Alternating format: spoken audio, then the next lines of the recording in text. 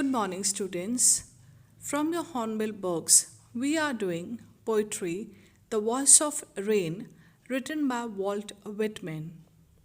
Walt Whitman is considered to be the greatest and most influential poet United States has ever produced. The poem, The Voice of Rain, is a dialogue between the poet and the rain, where rain, calling itself the poem of earth, explains its life cycle. Let's read the line by line explanation of the poetry, The Voice of Rain. And who art thou? Said I to the soft falling shower, which, strange to tell, gave me an answer, as here translated. The poet Walt Whitman is questioning, is curious to question what? To the soft falling shower, that is to the rain. It is questioning, who art thou? That is, give us an introduction. Who are you? Tell us your identity. Who are you? And this question, poet, that is I, said I stands for poet, is questioning to the soft falling showers, to the rain. Why soft falling? Because the rain has a soothing effect, which, strange to tell, gave me an answer, as here translated. So the poet says, I'm very much amazed. Amazed why? Strange to tell, I'm amazed. Gave me an answer, that is, the rain is a natural phenomenon, and the rain is responding to the poet's question and giving an introduction of itself. And it says, the poet says what? As here translated, that is, I have translated the answer that the answer that the rain gives. And how does the poet translate the answer? Because the poet has a poetic sensibility to understand what the rain wants to say, and the rain gives an answer to the poet's question. I am the poem of earth, said the voice of the rain. Eternal I rise impalpable, out of the land and the bottomless sea. Upward to heaven, whence, vaguely formed, altogether changed and yet the same. So the rain answers to the poet's question. Poet question what? Who art thou? And the rain answers, I am the poem of earth. Over here the poet has used personification, as the human quality of speaking has been given to the rain. It says, I am the poem of earth. What is poetry? Poetry is all about joy, about beauty, about pleasure. Similarly, this rain gives and provides life, pleasure, aesthetic beauty and happiness to earth. So it says, I am the poem of earth. Eternal I rise, that is, I rise to the sky, to the heaven. Impalpable. Impalpable, that is something that cannot be touched or seen. That is, nobody can notice me. I am unseen. Out of the land and the bottomless sea. So the rain rises from the land and the unfathomable sea into the sky, upward to heaven, that is, into the sky. Whence? Whence means where.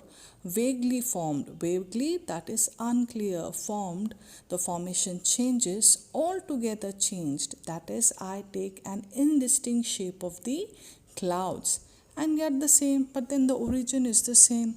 What is this? This is in science you have learned about water cycle. So what happens? The heat of the sun, because of the heat of the sun, the water of the land and the bottomless seas gets evaporated and rises towards the sky.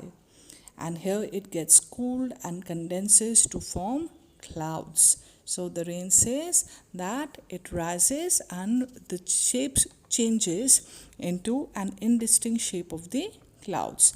The poet has used oxymoron in the line, that is, altogether changed and yet the same. What is oxymoron? Where two contradictory words and ideas are placed together.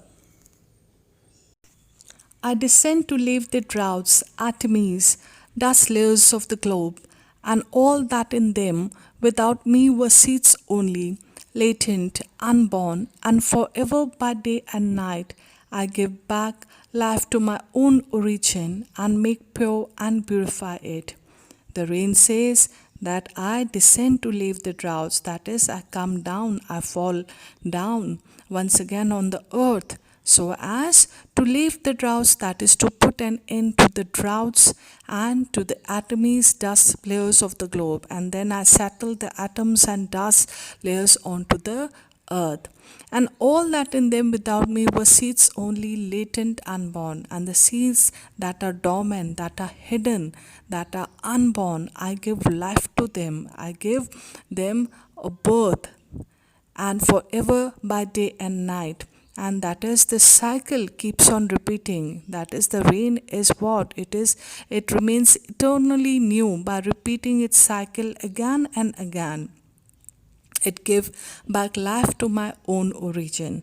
The rain that rises in the forms of vapor from the land and the bottomless seas upwards to the sky and forms an indistinct shape of the clouds fall in the forms of water droplets. So this cycle keeps on repeating. That is, these vapors later turn into rain and the cycle goes on, and thus the rain gives back life to its own origin and make pure and purify it. And the rain does what? The entire environment gets bathed in the rain, thus particles settle down, and the rain does what? It quenches the thirst of the earth, and it is making the earth pure and beautiful with its graciousness and benevolence, and makes the earth clean and green earth.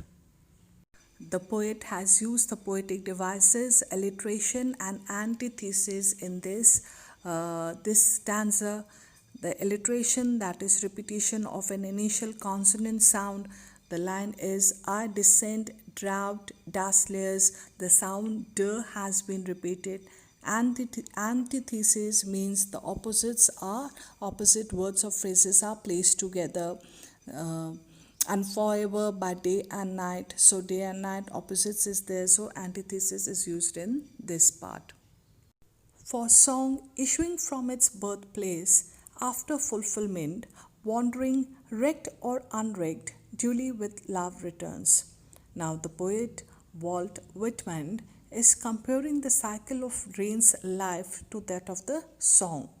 And it says that wrecked or unwrecked, that is noticed or unnoticed. So the poet says what? The poet says that the rain rises from the earth and gets cooled as it reaches the sky, but comes back into the lap of the earth. That is, it wanders from the land and the bottomless sea to the sky and returns back to its own origin. Similarly, what happens? The music is created from the composer's thoughts and is given to the world to listen, whether liked or unliked, that is, wrecked or unwrecked, whether liked or unliked, noticed or unnoticed by the people. But that music forever remains close to the composer. That is, it echoes in his heart and gives a sense of joy and satisfaction to him. So both the rain and the music, both of them complete a cycle. That is, they both of them return to the origin. They complete their cycle and return. And you might be wondering why the poet has kept the two lines in the bracket. It might be an afterthought of the poet, and that is why he has placed this in the brackets. Or might be he wanted to tell a similarity between a rain and a song. And then the poet has used the poetic device antithesis, wrecked or unwrecked. I have already told you antithesis is the opposites are placed together. So wrecked and unwrecked is a example of antithesis.